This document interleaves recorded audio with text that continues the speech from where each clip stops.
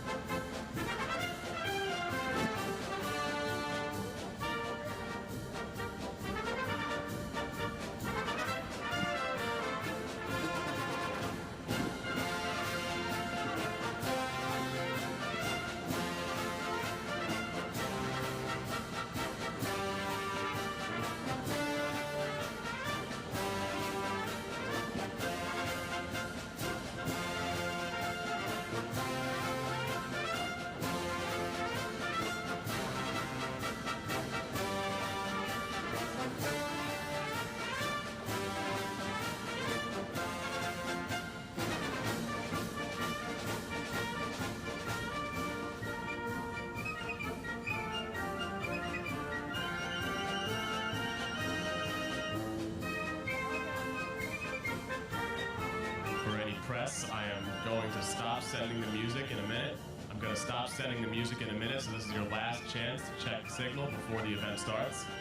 For any press.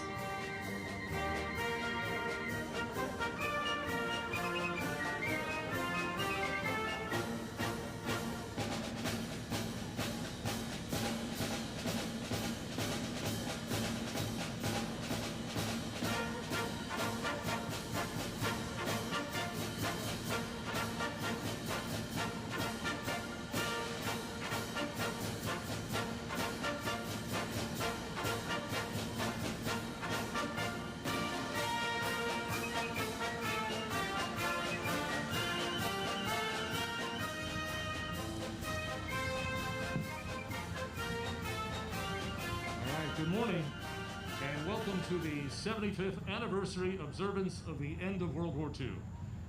During this time of COVID, to ensure the broadest possible audience, this ceremony is being presented as a live stream by Nassau County Executive Laura Curran, by WABC-7 and News 12, for they all recognize the enormous importance of this historic milestone anniversary. I would like to make particular mention of WABC-7. They cover a tri-state market of some 9 to 10 million people, but their online commitment to this program reveals their appreciation of Long Island's unique demographic, one of the largest veterans populations in the United States. So we salute their year-round efforts to honor all veterans, and in particular their role here today. I would also like to tip of the hat to News 12, which is also live streaming today. They are truly as local news can get. Armor Museum President and founder Lawrence Kadish has stated we cannot and will not allow this pandemic to prevent us from paying proper tribute to an entire generation that saved the world from a dark and murderous fate. We can never fully repay the debt we owe an entire generation, but nor can we ever be permitted to forget their sacrifices. Today's one-hour live stream will be presented in two parts. The first 30 minutes will feature a tank tribute to the American men and women who defended freedom more than 75 years ago. It will feature the vehicles that are lined up behind me in the field, some quite rare, some legendary.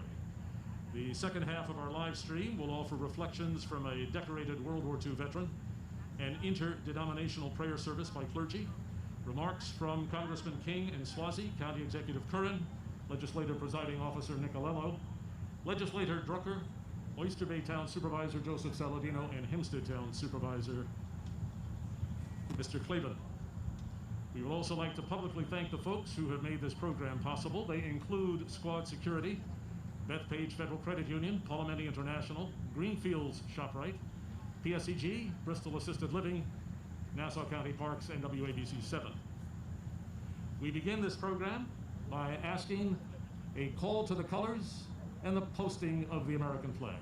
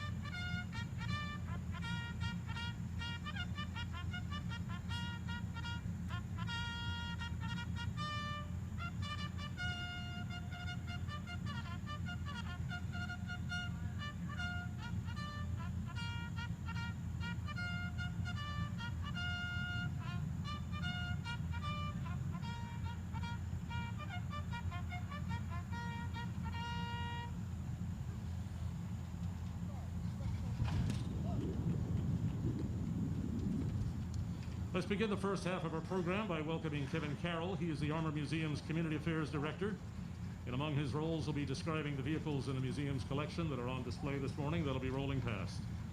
Kevin, I also believe the museum itself is open today between 11 and 3 for those who want to be a bit close to history, but socially distant, so there's always that option. Kevin Carroll.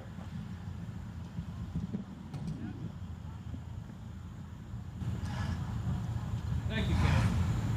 We on? One of the core missions of the museum, as Gary mentioned, is to tell the story of the American fighting man in World War II and beyond. And one of the ways we do that is the collection, the restoration, the maintenance, and operation of vehicles from World War II. We would like to do that for you today. We're going to bring forward our very first vehicle is the M4 Sherman tank. And I would guess that if really you don't know anything about World War II or armor, you probably recognize the name Sherman, the M4. The Sherman was the primary battle tank in World War II. Had some detractors, but it really got the job done. We have today, come forward, Steve. This is a 33-ton tank built by various manufacturers throughout the war. Automotive manufacturers and locomotive manufacturers were the primary contractors for a vehicle of this type. It has a 75 millimeter gun. It has a 30 millimeter gun alongside it in the mantlet, a 50 caliber machine gun atop.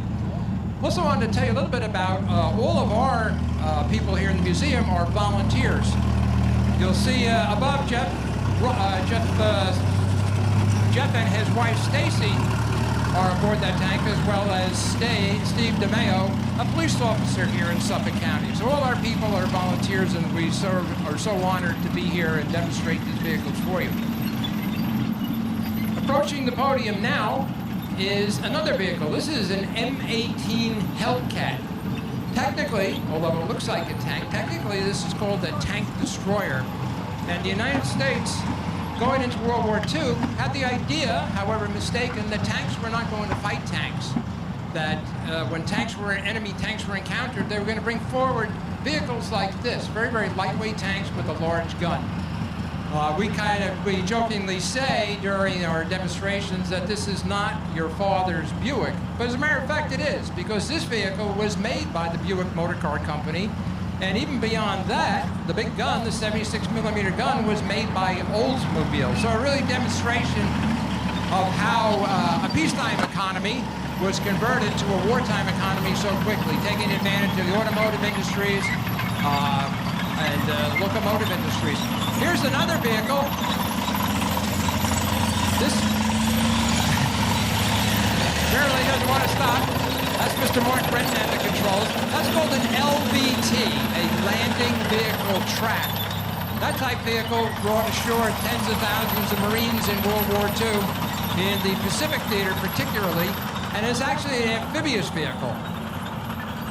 It's actually an amphibious vehicle. So that would swim towards the beach, and once it reached the beach, could actually come up on the beach and bring its supplies, be they combat Marines or ammunition or food, up onto the beach. The hatch that you see hanging down at the back, of course, would be retracted while it was in the amphibious mode. Before us, we have an M20. This is a vehicle kind of close to my heart. This is a vehicle that I drive quite often. It's an M20 utility car. It was really a mobile command post during tactical encounters with the enemy. You can see the very large antennas on it.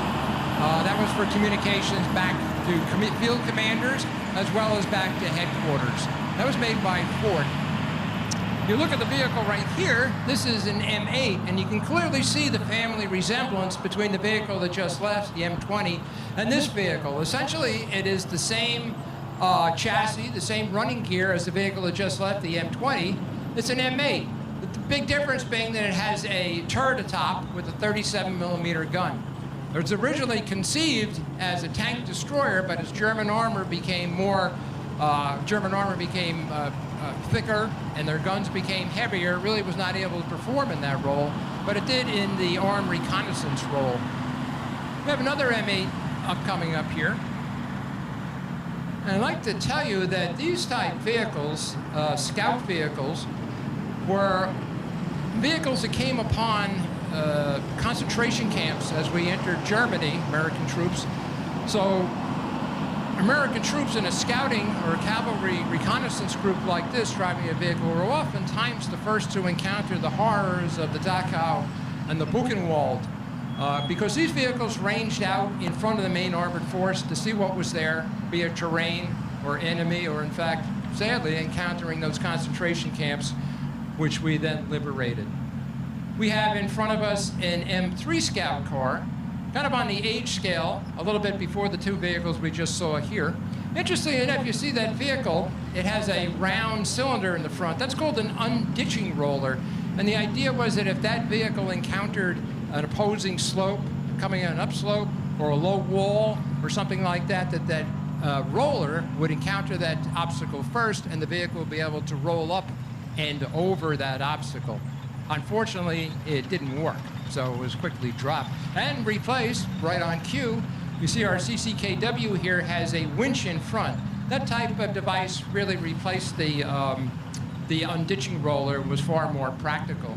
Our CCKW, it may not be as exciting as our armed vehicles, and yet this really was the backbone of the American war effort, because in order to make all these tanks go, they needed gas, they needed food, they needed supplies, and vehicles like that, the CCKW, which is a 2.5-ton truck, were the backbone of that supply. African-American troops, shamefully, our armed forces were still segregated in World War II, and American black troops were often prevented from serving in combat units, but they did serve very well in the transportation corps, of which that vehicle was a backbone. You might have heard the Red Ball Express. Those were the vehicles that were supplying Patton's forces and other armored divisions as they raced towards Germany from France and kept them supplied. Those were largely black drivers. There goes our half-track. It's literally that. You see tracks in the back, wheels in the front.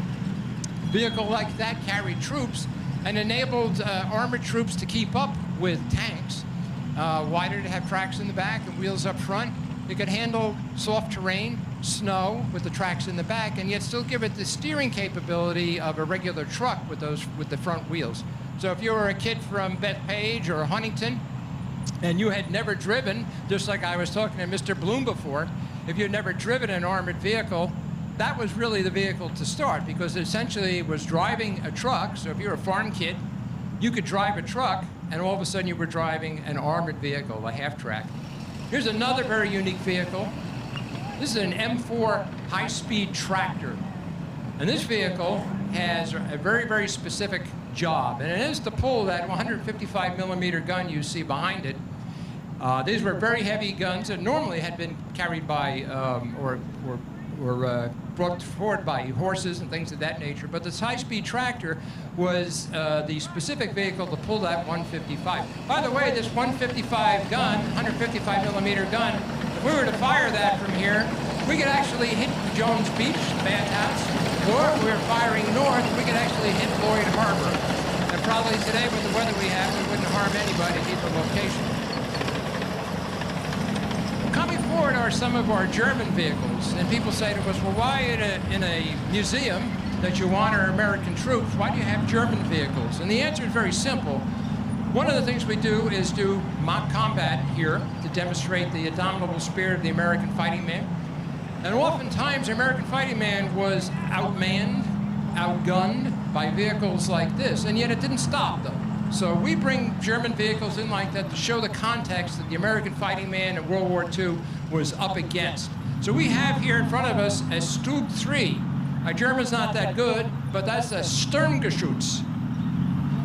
Originally it started as an assault gun to break down fortifications and be used against enemy troops, but it quickly found out that it was a very, very potent anti-tank weapon. So if you're a tanker in World War II, this was the enemy. Very, very low profile, a very, very powerful gun, the 75-millimeter gun. Now you saw the American half-track go by. We talked about why it's called that. Literally tracks in the back, wheels in the front, a half-track. This is the German version.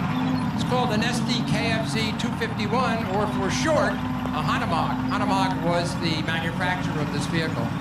Very versatile vehicle, much like our own half-track. Could carry troops like you see here, or it could carry an anti-tank gun, tow an anti-tank gun, or carry supplies to forward locations. Here's our second Stug. This is a little bit different in that it has the so-called Schürzen on the side. Schürzen is German for apron. Those are the steel plates. Those steel plates were designed to protect the vehicle against Russian anti-tank rifles. Would not stop a more powerful round, but very easily stopped an anti-tank rifle. So those are called Schersten. Again, the same gun. Notice the very, very large 75 millimeter gun on it. Very low profile, often hunted from a position of ambush. Watch these vehicles as they head down towards that tree line, and they'll kind of disappear with that camouflage. Here comes our Sherman tank again. I started to say Steve DeMeo was driving this tank. Stacy and her husband Jeff are reenactors. They're crewing our Sherman. Here comes our museum director, Mr. Mark Renton, again in the LVT.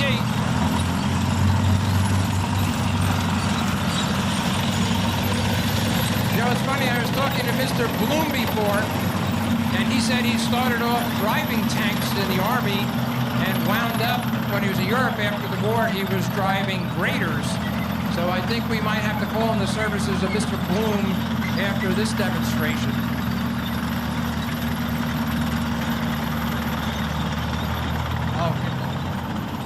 Oh.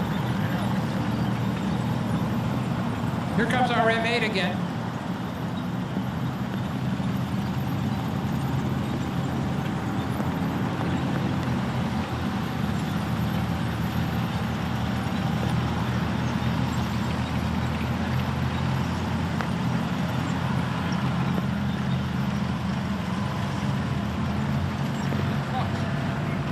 Well, there goes our M3A1, again with that ditchy roller. And again, Mr. Frank O'Brien driving the deuce and a half meaning 2.5, of course, the 2.5-ton truck. That was supposedly the rated load on that vehicle, but you can see photos of that vehicle way, way overloaded, 3, 4, 5 tons. Things that had to get done got done with a vehicle like that. Again, here comes our high-speed tractor towing that 155 millimeter gun. This vehicle can also tow the 8-inch howitzer and the 90-millimeter anti-aircraft gun. Interestingly enough, too, this vehicle was much in demand after the war, that is the high-speed tractor, because of its capability in off-road conditions and wilderness. So mining companies, oil exploration companies, they often went to the Army and bought those vehicles as surplus just for that purpose. Also log skidding. So here in the United States and up in the northwest portions of Canada and Alaska, those vehicles were heavily used in the logging industry. And that's how a lot of these vehicles survived after the war and then were retrofitted to become vehicles like you're seeing right here. There goes our Stug with the Schersten and that ambush, so-called ambush camouflage, and that very powerful 75 millimeter gun. You know, in the Sherman, which is coming forward here and driven by Steve DeMeo, Steve likes to talk about a captured German tanker, and he was being interrogated by American forces, and he was rather boastful, and he said that his tank, which would have to be a Panther tank, was the equivalent of any 4 American tanks. And then he stopped for a minute, and he thought about it, and he ruefully said, the only problem was every time we encountered you, you had 5 Sherman tanks.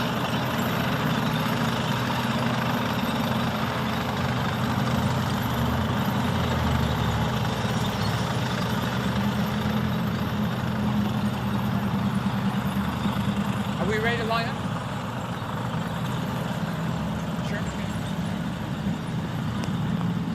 We're going to bring some of our vehicles up to act as a backdrop for our speakers who are coming right now.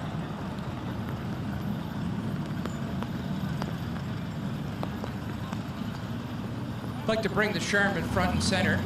We have here our M20 vehicles being driven by Nick Cassius today. This is Nick's debut. Careful with my vehicle there, Nick, please. Thank you. Make sure you gas it up and be home by 9, all right?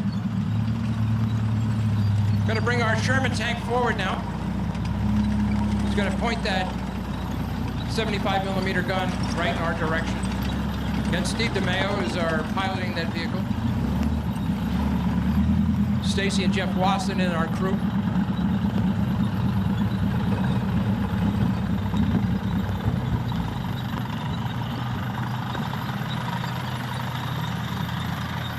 I'm going to bring an M8 in here now too as well. We're so honored to have our guests here. Congressman Swazi, as I know here. Our county executive is here on the way. Congressman King, I think, is here and will be here. We want to thank all those gentlemen and ladies for the help they give to the Museum of American Armor. And, of course, the County of Nassau Parks Department, which are such good friends. I'm going to turn the mic back to Mr. Gary Louie.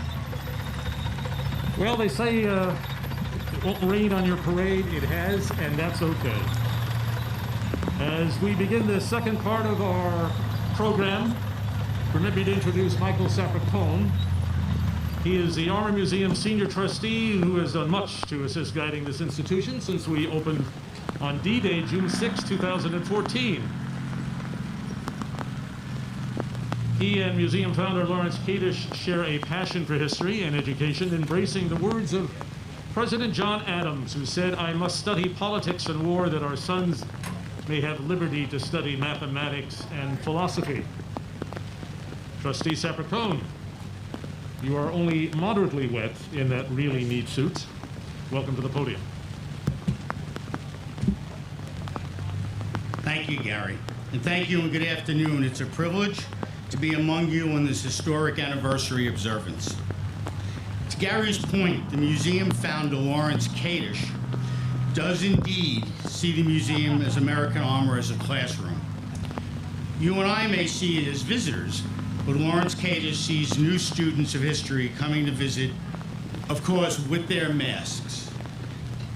It remains Lawrence's singular purpose to educate, to inspire, and to motivate a new generation so that they understand and embrace our nation's history. That is the mission of the museum he founded and now sustains through programs and ceremonies just as this. The museum's role cannot be overstated. Nassau County Executive Laura Curran is also a student of history. She came to her current career as a journalist and as a public servant, already well steeped in legacy of freedom forged into the military. Since taking office, she has led efforts to strengthen benefits for those vets and empowered programs such as the new generation understands the enormous debt we owe Americans' armed forces. County Executive, I also want to publicly commend a number of your county departments, such as the efforts used today from the Parks and IT and the communications staff. They all work together so that we could have this program go forward and be live streamed. Please welcome County Executive Laura Curran.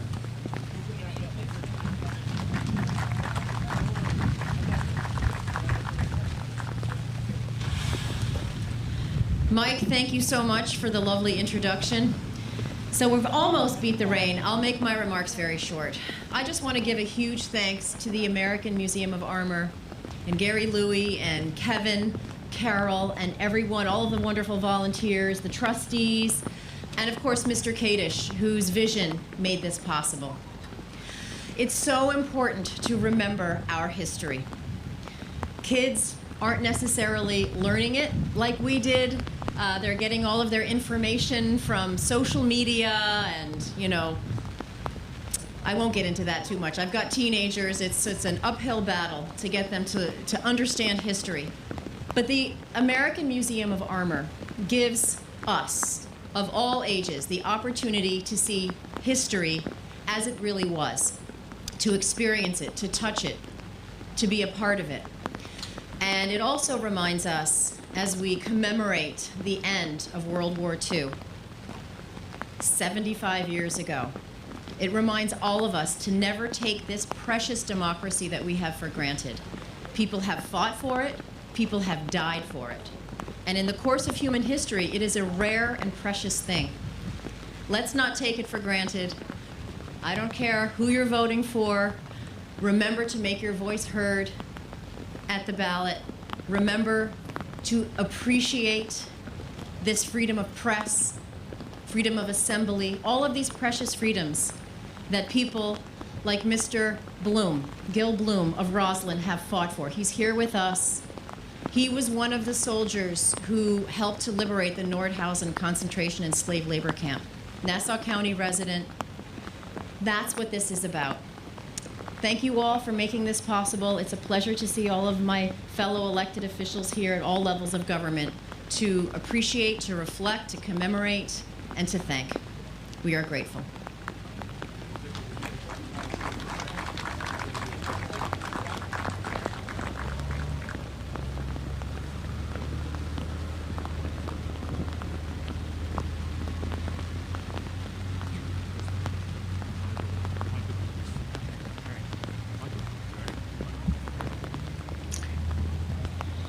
In addition to being one of the top broadcasters, journalist at WABC-7, Savan Kim is a former sergeant in the U.S. Army Reserves. He graduated from Non-Commissioned Officers Academy on the commander's list.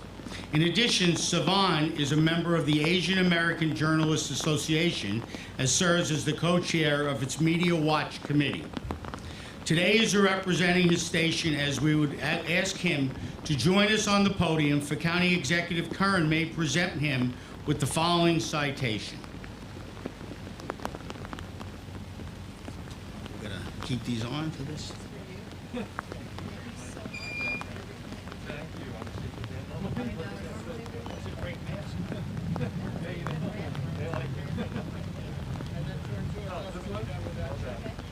They got it?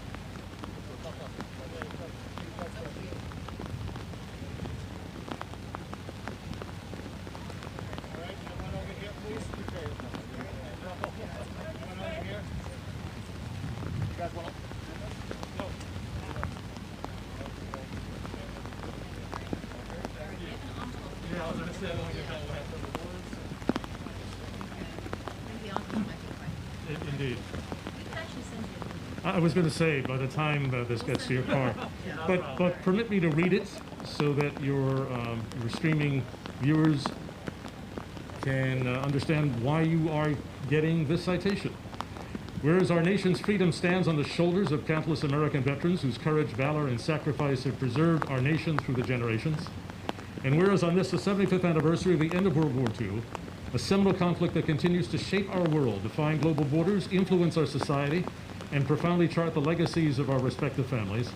And whereas WABC-TV has consistently displayed its appreciation of the enormous role of our military, the veterans who have served and those who have never returned from combat. And whereas WABC-TV, which is part of Walt Disney Television, actively participates in the Disney's Heroes Work Here program and has sponsored numerous veterans-related events, and has consistently covered Veterans Day activities as part of its community affairs commitment to the region. Now, therefore, Laura Curran, Nassau County Executive, on this day, do hereby present this citation to WABC-TV for their sustained leadership in recognizing the importance of keeping alive the legacy of our veterans. So congratulations to you, and I would suspect we probably will sell your umbrella to the highest bidder. There you go. Thank you. So just take it with me and then. Yeah, we'll get you a new one. So that's not bad. Okay. All right, thank you. Thank you. Want to go back over there now, right? Yes. Yep. Out of the rain. By the way, I had a reputation, unfortunately, for interesting weather. We reached out to both Congressman Swazi and Congressman King to make sure they could attend today. King talks to Swazi. He says, and this was like about a week and a half ago, and King says to Swazi, "Did you get the Louis invite?" And he goes, "Yeah." And King says, "You know, it's going to rain that day." Swazi goes, "Yeah, I know." But they showed up anyway. So kudos to both of them, despite the fact that when it comes to Armor Museum events, invariably we bring mud. Now back to my colleague, Mike Sapricone. Thanks, Gary. I now have the honor of introducing the presiding officer of the Nassau County Legislature, Rick Nicolello. It's important to observe that elected officials from two different branches of government, from the different political parties with different views on public policy and fiscal strategies, share with this day's respective colleagues who share a commitment to observe the historic anniversary. By doing so, they reveal the underlying strength of where we live and why we are able to see the multiple challenges we now face. It's my honor to introduce Presiding Officer Rich Nicolello.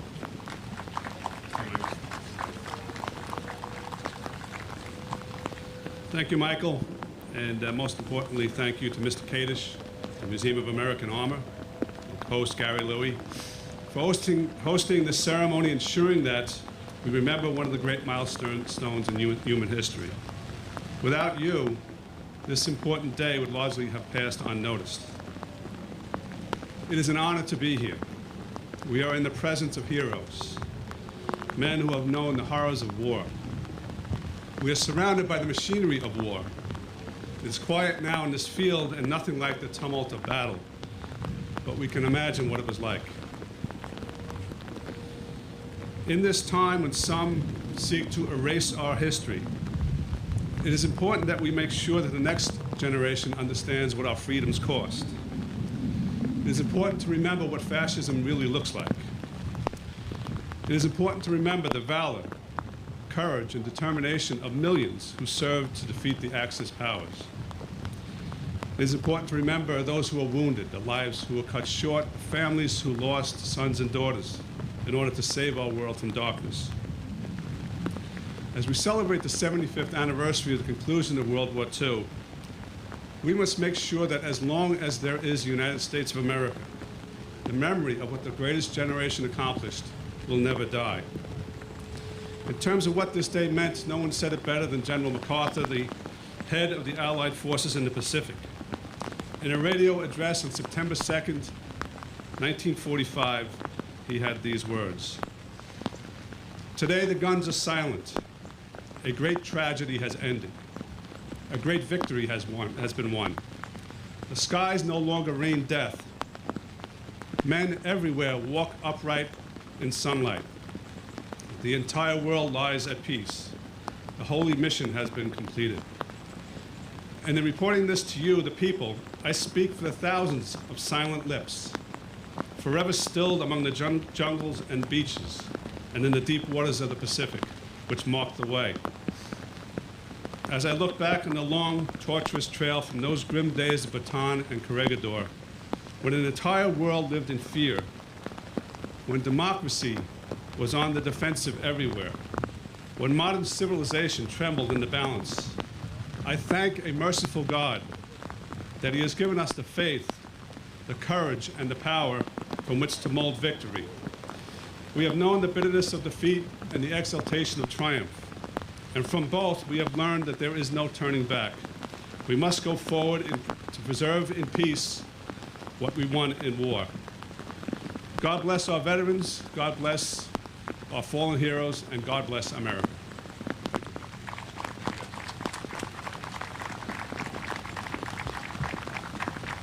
We're here up, huh?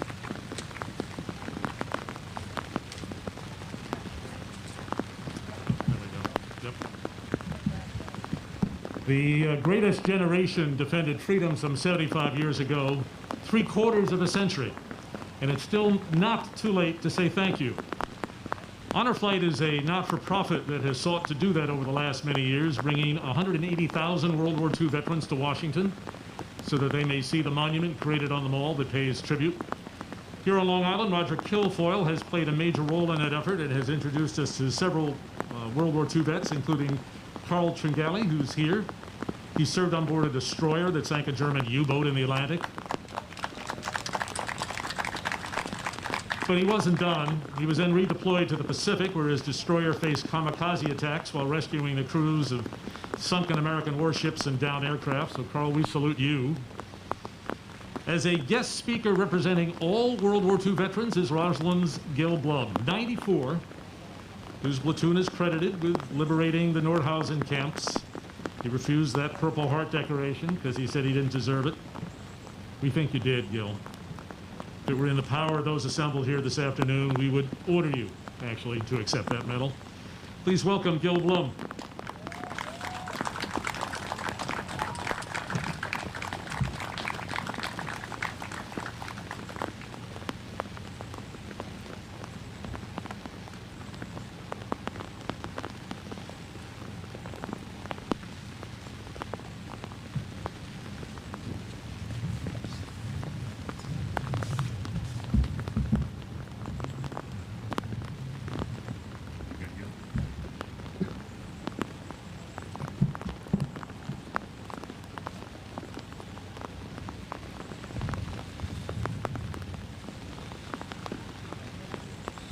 I am honored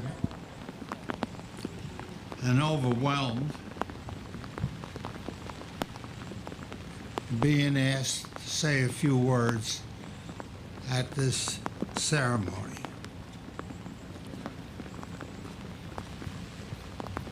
I enlisted rather than wait to be drafted so that I can get into the war. I joined my outfit as an 18-year-old in Aachen, Germany, which is just beyond the border of the Netherlands and Belgium. They had just received their new tanks, which was the M24 Chaffee. They fought from D-Day to this point in World War I tanks, which had only a 37 millimeter gun. Now they had a larger tank, not displayed here, where the Sherman was 30 tons, this was 20 tons, but had the same 75 millimeter gun and needed a fifth person. And we 18-year-old kids became that fifth person. I joined them on that day, and the next day we were off and running. We fought our way to the Rhine River. There were no bridges, but I went to sleep that night. I saw some smoke, I heard some clanging, and the next day, the Army Corps of Engineers had provided magic. After breakfast, we crossed the Rhine River on a pontoon bridge, 3 tanks at a time. Once we were across, there was no stopping us. Every day, there was another fight, and we went from town to town.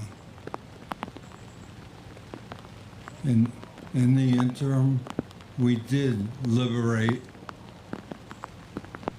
a slave labor camp and concentration camp near the city of Nordhausen.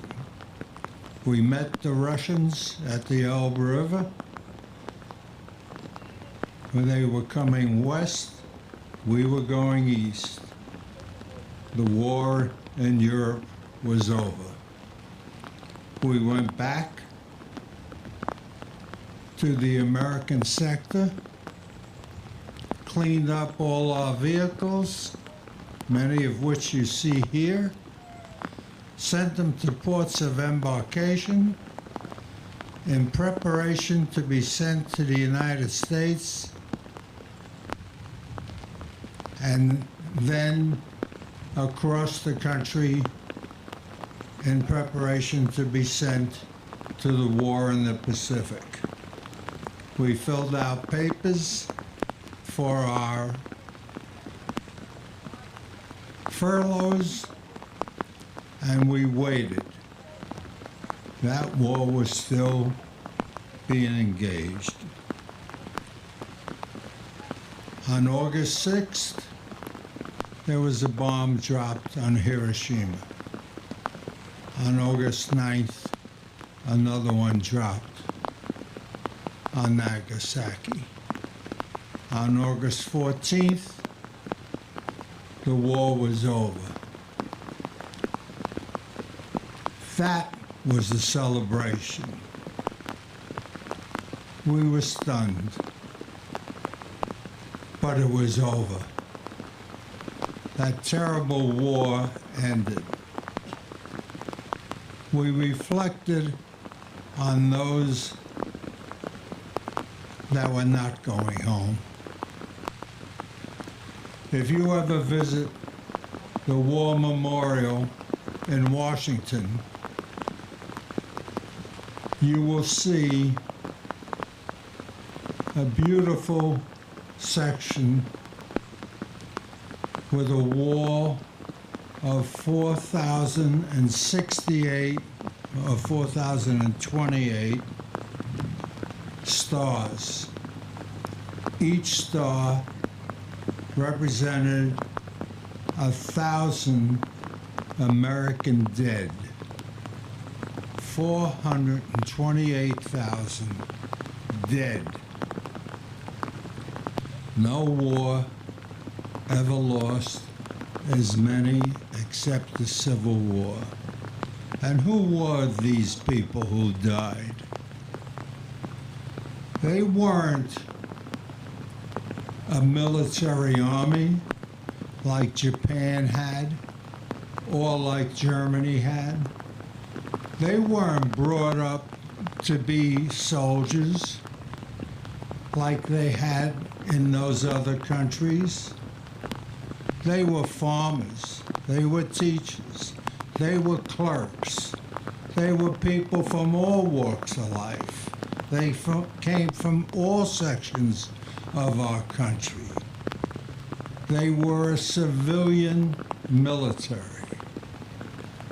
but they pulled it together.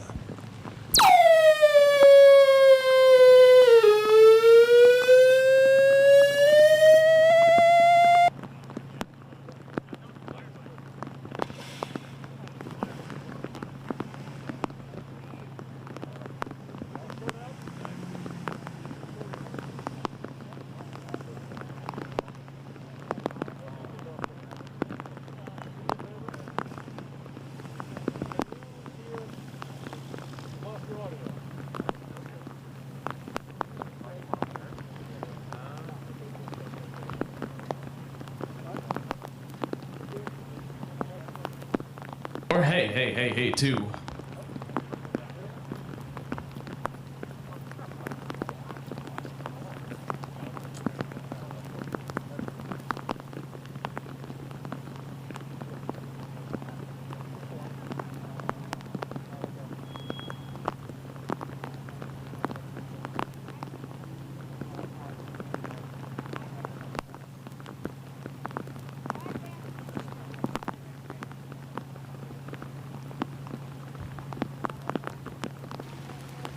Testing 1, 2, 3. Okay, we're gonna try to beat the rain and the electronics after you, sir.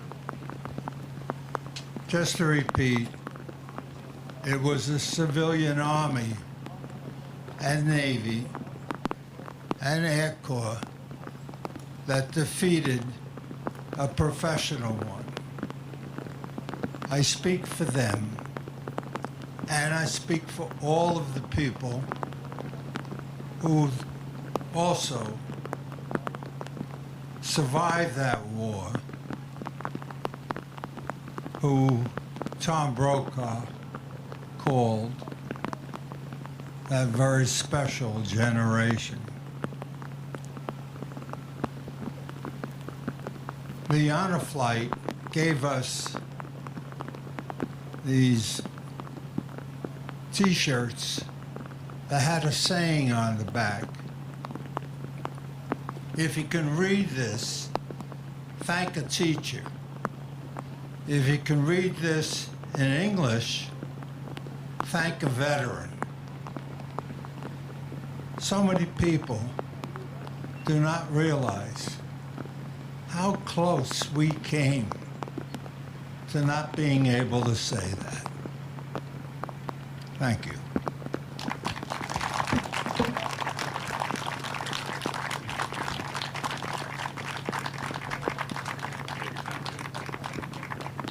Gil, we're going to make sure that these remarks, which were video recorded, are going to become a permanent part of the museum presentation to visitors, because what you had to say is of enormous importance.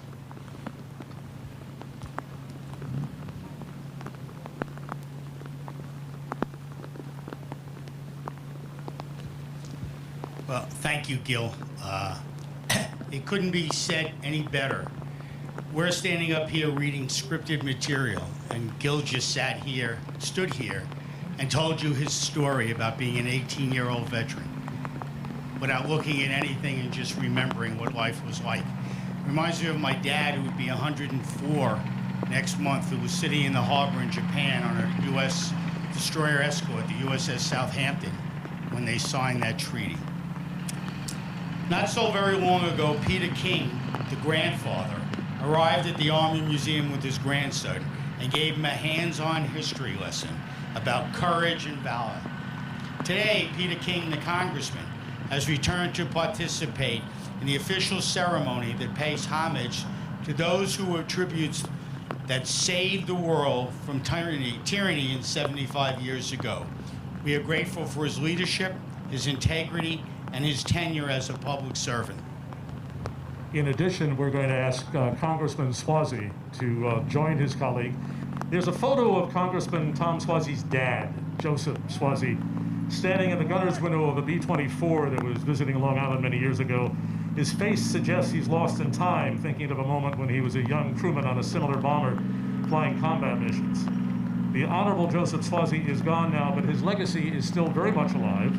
His son knows full well the price of freedom, one that has been paid for by each and every veteran.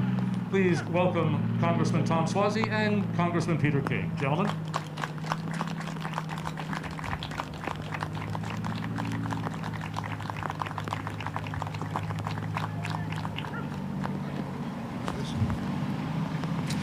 Gary, Mike, thank you very much. Let me, of course, thank Lawrence Caters for the outstanding job that he's done, the service he's provided by making sure that all these armaments are available and there for the people of Long Island to know the tremendous sacrifices that were made.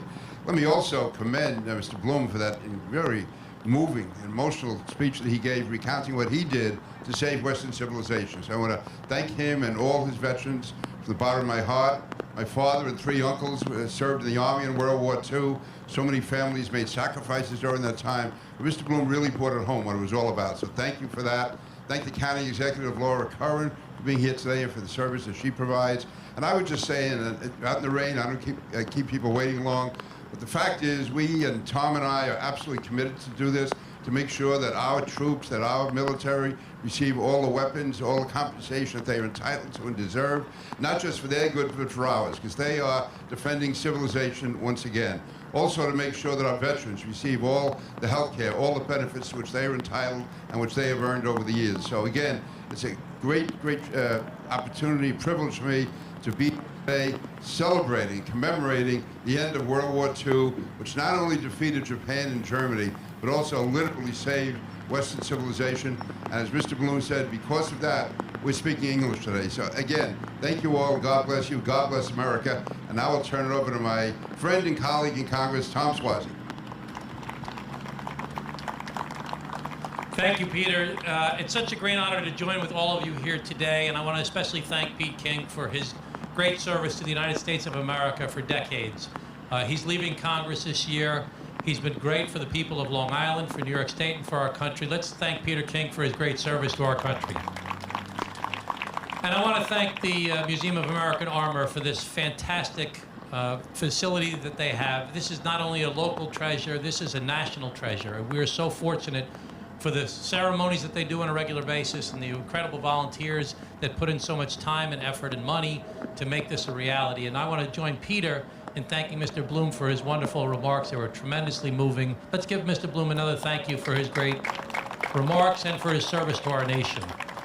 You know, for all of us, World War II is such a big part of our lives. So I don't think we appreciate what a big part of our lives it really is. I grew up, as was mentioned, my dad was a World War II navigator on a B-24. He lived a great American success story. Born in Italy, came to the United States as a young boy, first kid in the neighborhood to go to college, fought in World War II, got the Distinguished Flying Cross, the Air Medal with 3 oak leaf clusters, and came back and went to Harvard Law School on the GI Bill. I mean, how does that happen anywhere else in the world? And as an Italian, you know, he wasn't that popular in those days, couldn't go to a big law firm, teamed up with another Italian guy for a local law firm, and ended up running for city court judge and became the youngest judge in the history of New York State. But World War II is so much more a part of our lives. I was thinking about it this morning on the way over here, about the long process from when the bombing was taking place in Britain, and America wasn't even in the war yet. And then Pearl Harbor. And then recently we celebrated the 75th anniversary of Normandy, the 75th anniversary of the Battle of the Bulge. It's a great honor as a member of Congress to travel to both of those commemorations. Then, as Mr. Bloom talked about Hiroshima and Nagasaki, and along the way we had VE Day, and ultimately VJ Day. But think about how much of our lives was impacted by that period of time. Not only the technology, the atom bomb, think about how that changed the whole course of human history. Think about after the war, the end of a lot of colonialism throughout the world. Think of the start of the Cold War and the rise of Russia and what became the Soviet Union. Think about what happened here in our country, but also the Holocaust. It's such a central part of civilization that we still live with today. The understanding of what transpired in that war and what transpired with the Holocaust. And then here in America, the great industrialization that took place, and for us here on Long Island, suburbia that came right after World War II. We're celebrating a lot of 75th anniversaries lately and coming forward. We're going to celebrate the 75th anniversary of India and Pakistan and Israel, and the 75th anniversary of Levittown not far after that. And think of all the things that were created, from NATO to the World Food Bank to the United Nations and so many other things. It has such a big impact on our lives. So as we honor our veterans here today, I want to just say something I want to always remind people of. We sent those 400 some odd thousand people to die in World War II.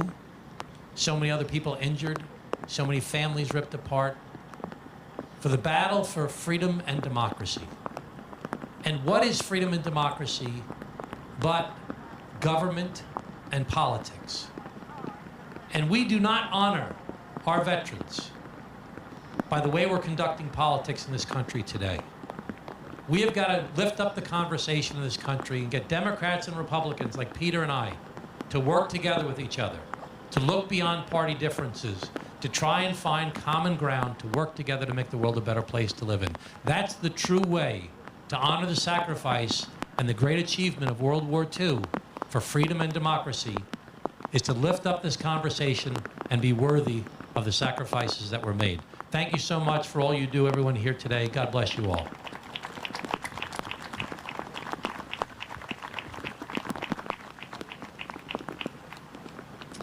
Thank you, Congressman King. And Congressman King was my first congressman when I moved to Long Island.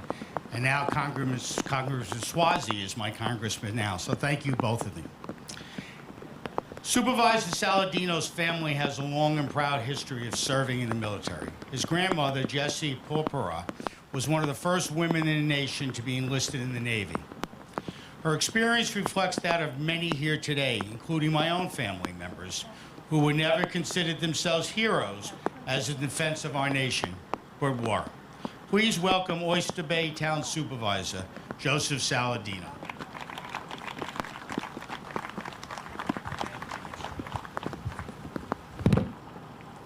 Thank you, Michael. Thank you for that very nice introduction. Thank you, Gary. And a very special thank you to Lawrence Kadish. Mr. Kadish, you are what a true leader is all about. You serve others from your heart. We appreciate that. We're all here today, and we've visited these hallowed grounds and the facility and the museum over and over because of your generosity and because you had the vision to make it happen. I'm very pleased to join with all of you today and my colleagues in government, our two members of Congress, our county executive, our Nassau legislator, and the head of the Nassau legislature's majority, and all of our veterans especially. We're here to honor you, to say thank you for your service, and as the other speakers said, all of the world is a different place because of your sacrifice. I'll be brief. The weather's not cooperating, and it's a small sacrifice for us to be out in the rain.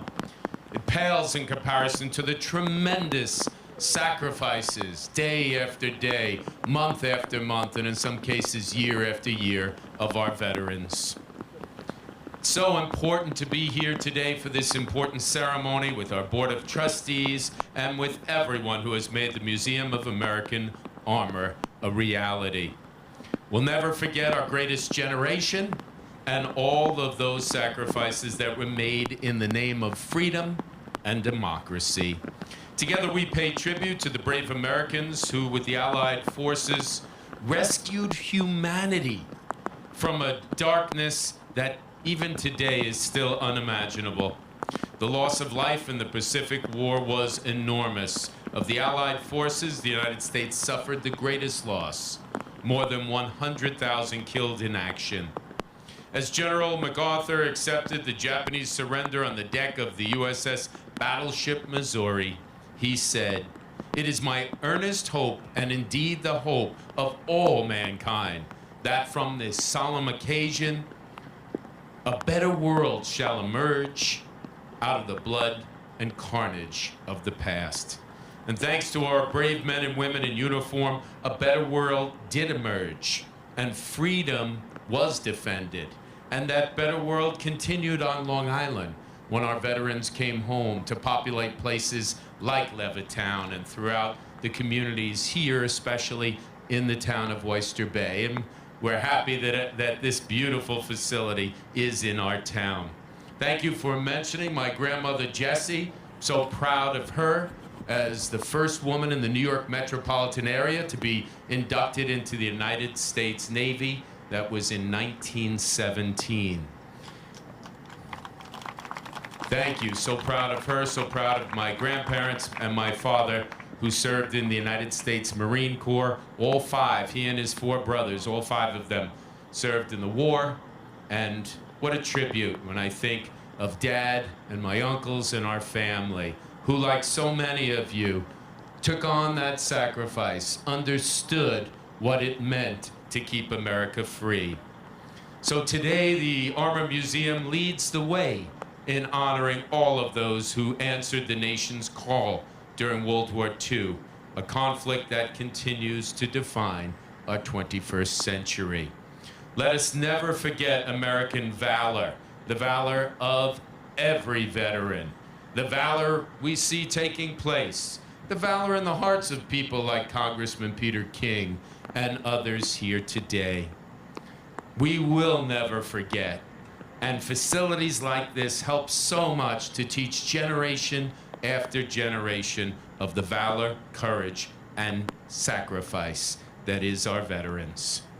We will never forget, and we will always be grateful to those who served under the Stars and Stripes. May God bless them all. May He bless each and every one of you for making today possible. And may God always bless the greatest nation, the United States of America. God bless you all. Thank you for having me here today.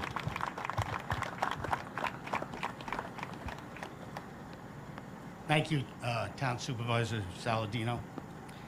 It's not that long ago that County Legislator Arnie Drucker stepped onto the museum podium to preside over an armor event that paid tribute to African American soldiers. One who had to struggle for the right to put his life on the line in the defense of our country. It was a powerful event and one that has been put on dramatic context during the last several days as the nation is galvanized to confront prejudice and bigotry. Please welcome as a longtime friend of the Museum of American Armor, Legislator Arnie Drucker. Thank you very much, Michael. Good afternoon, everyone. It is a distinct honor and privilege to once again participate in a celebration of our great nation, hosted by the Museum of American Armor, a national historic jewel located right here in Nassau County. I want to thank Lawrence Kadish, the president and founder of this museum, and its board for their gracious invitation, and to Gary Louie for his dedication to producing these events with his signature impeccable precision. 75 years ago, the bells of peace and freedom rang out, signifying the end of World War II, one of the darkest chapters in our history.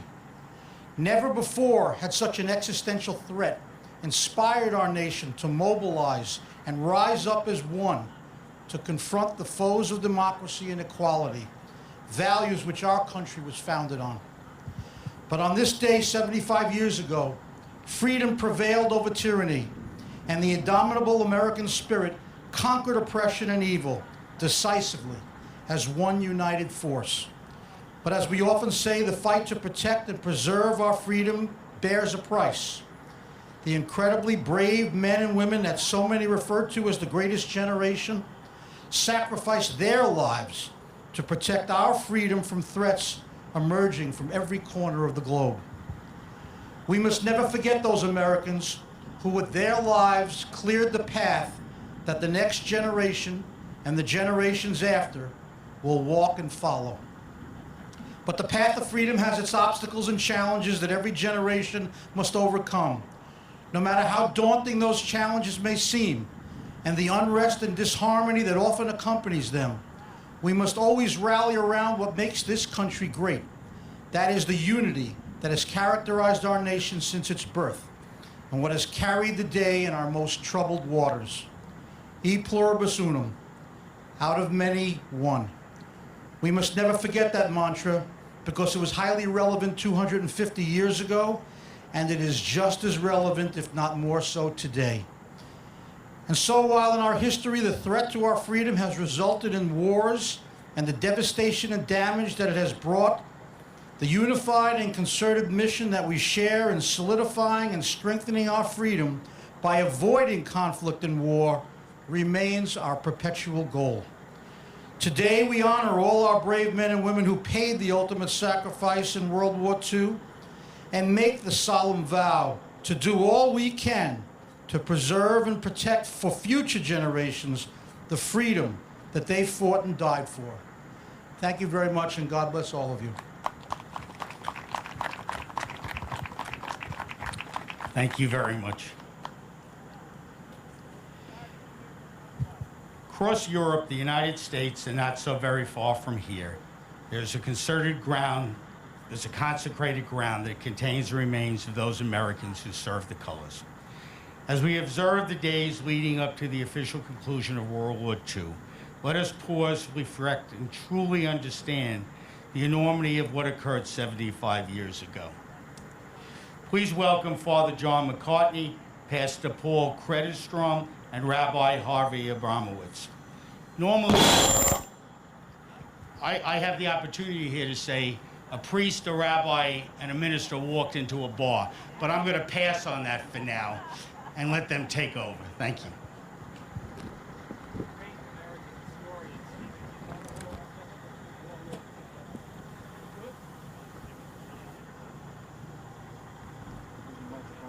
Want to pass it around?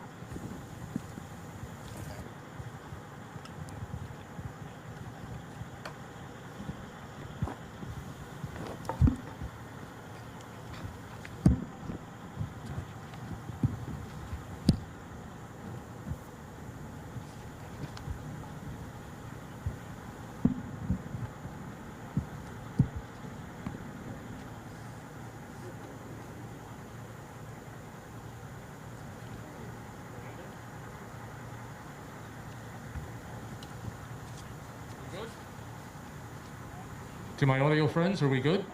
All right, Father, please, sir.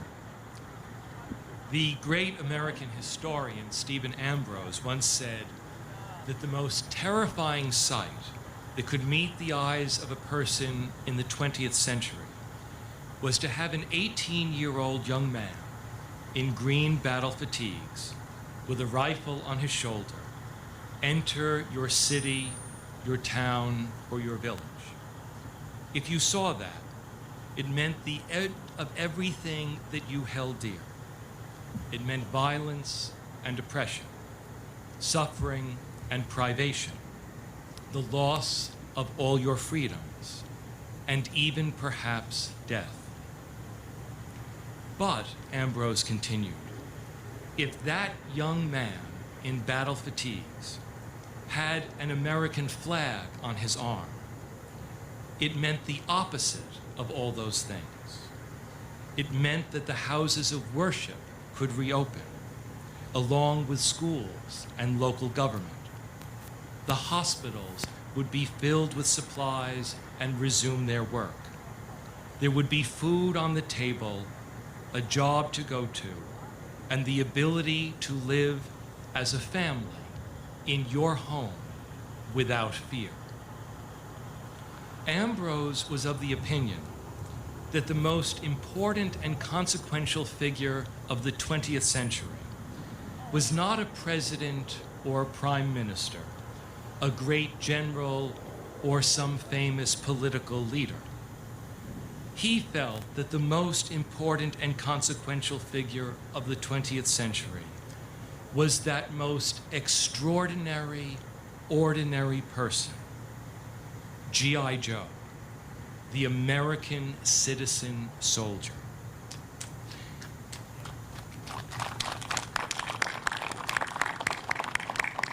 These men and women were asked time and again in that century, as in the centuries before, and as in our present century, to leave their homes and families, to journey to the four corners of the earth, to fight and to risk their lives, because there were people in need. And they did it. They went. They went to fight for people from different nations, cultures, languages, races, and religions. They did it because it needed to be done, and because of their deep conviction that all people on earth have a God-given right to be free.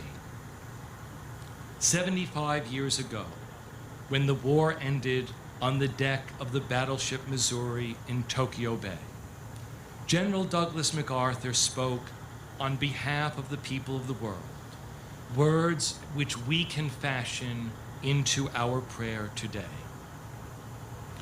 Almighty and merciful God, we humbly ask you on this anniversary to grant us what is our earnest hope, and indeed the hope of all mankind, that from this solemn occasion a better world shall emerge out of the blood and carnage of the past, a world founded upon faith and understanding, a world dedicated to the dignity of man and the fulfillment of his most cherished wish for freedom, tolerance, and justice. Let us pray that peace now be restored to the world, and that God will preserve it always. Amen. Amen. Good afternoon, everyone. You stole my line. We were a joke. There was a priest, a rabbi, and a minister. I'm truly honored to be with you this afternoon in this amazing place that keeps history alive and that remembers and honors those that served our country so valiantly. This day is a special significance to me. My father, a career soldier, served in the Pacific Theater, and I spent 3 years living in Japan during the occupation following the war. As a young child, I saw and heard things that no child should have been exposed to. And later on, as I served in Vietnam in the Navy, I saw things that no one should be exposed to. And I know with all certainty that war does not end when the shooting stops. It lives on for years and for generations. In Psalm 30, the psalmist writes, "Weeping spends the night, but joy comes in the morning." And as the world wept during World War II, we now can live proudly in the joy that God has delivered us from that. Let us pray. Good and gracious God, creator of all, our comfort and our strength, we give you thanks for this wonderful museum and the people that devote so much of their time to keep us informed and in touch with the past. We ask for blessings on all those women and men that served in our military during World War II, their families that gave the great sacrifice, and those that lost their life defending our liberties and our freedom. We ask a blessing, Lord, on all those serving in our military today, on their families, and the Gold Star families that have paid the ultimate price. And finally, Lord, we ask your blessings on our country as we go through some difficult times right now. We ask that you stay with us, comfort us, and guide us through these difficult times. And as the psalmist in 30 writes again, God in mourning, but they will be dancing the next day. Lord, as we mourn the things that are going on in our country right now, let us look forward to the day that we can dance together. God bless us gathered here today. God bless all those serving in our military. And God bless the United States of America.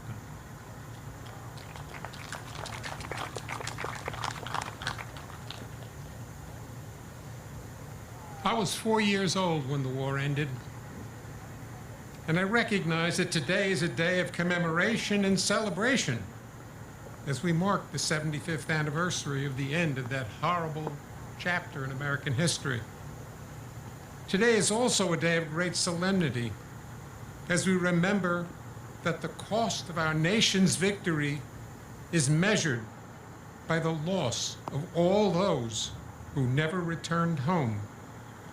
And so now I pray, loving and compassionate God in heaven, to those souls of our people who have bravely given their lives in the defense of our nation and our freedoms, we pray you grant certain rest in the lofty heights of the sacred and pure, whose brightness shines like the very glory of heaven.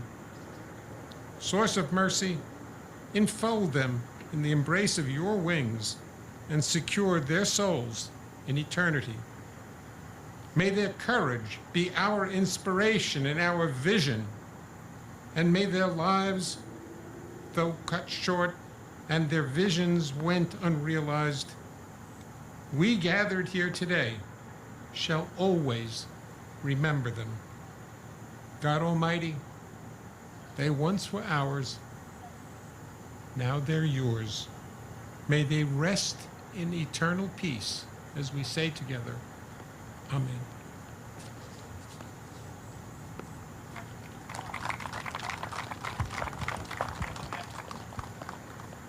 Thank you very much.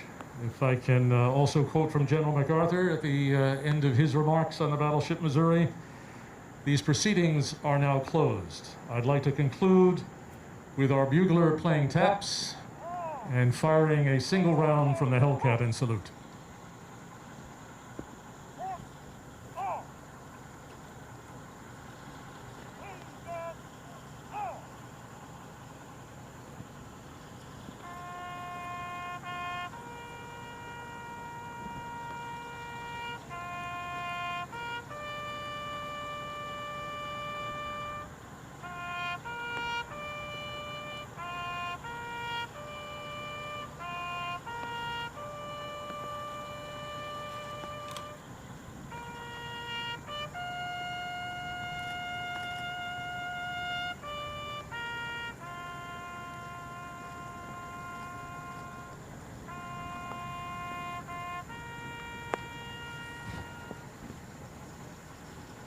Hellcat, fire your round in salute.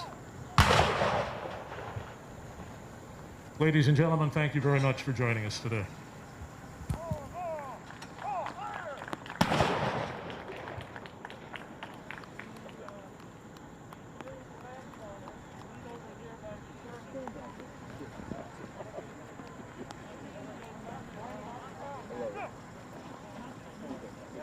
Thank you.